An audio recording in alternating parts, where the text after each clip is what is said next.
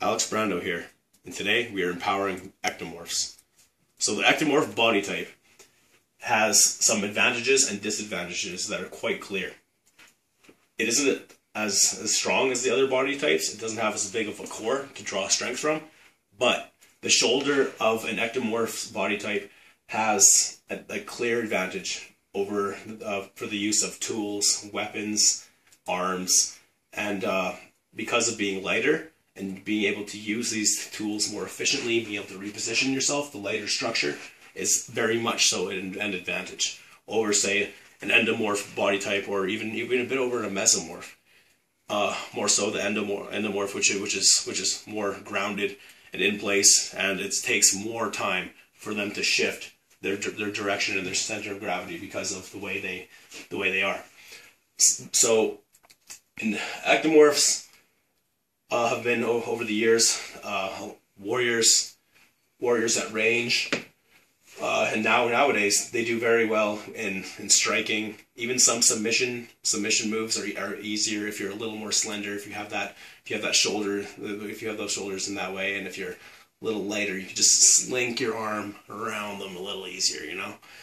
So when it comes to exercising and living an active lifestyle, more so, but being an ectomorph, it's kind of how you go about it. You find things that you like to do, and you go about it like that way, and that's kind of where you get your physical fitness from.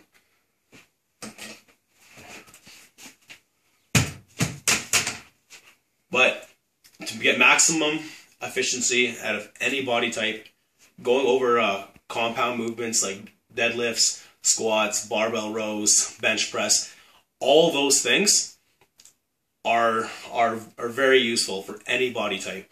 The ectomorph body type, because of being a little more tall and slender, for its body weight, they tend to be able to do deadlifts and squats pretty well. They contend with the rest per pound per body weight. And when it comes to their power range, they have it pretty well all together.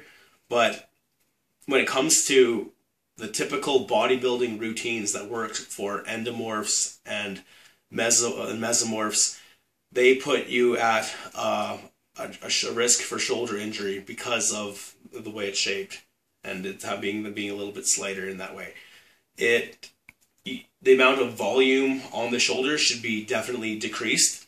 From my personal experience training people, it has always been the way to go about it. But still, you can use volume with the compound movements and those primal movement patterns. Those are all good. You know, barbell rows, deadlifts, squats, all those movements they're just fine to do and add lots of volume.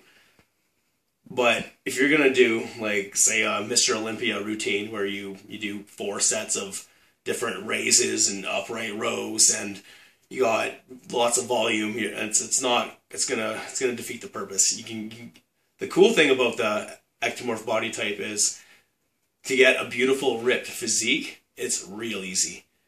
You can get that beach body that all the girls like, all the guys like, real fast, real easy. When it comes to aesthetics, go more about defining the muscles instead of bulking them. Because if you define muscles, it's really hard to undefine. But when you bulk, it's all about how much meat, how much food you're keeping in you, where your metabolism is at. And because you already have a high one, it's harder to do that. So aesthetically, just get it all in there, get the definition. And if you want that extra size, you can put that effort in, put that time in. And when you do get that baseline of muscle, to get consistent growth, from my personal experience with people, is to get them doing different volume workouts. It tends to keep that muscle pumped to the point where, like, you trick your body into thinking, all right, if I don't grow this muscle, bad things are going to happen. But in the case of the endomorph, the body knows it's meant to grow because it's evolved to do it in that way.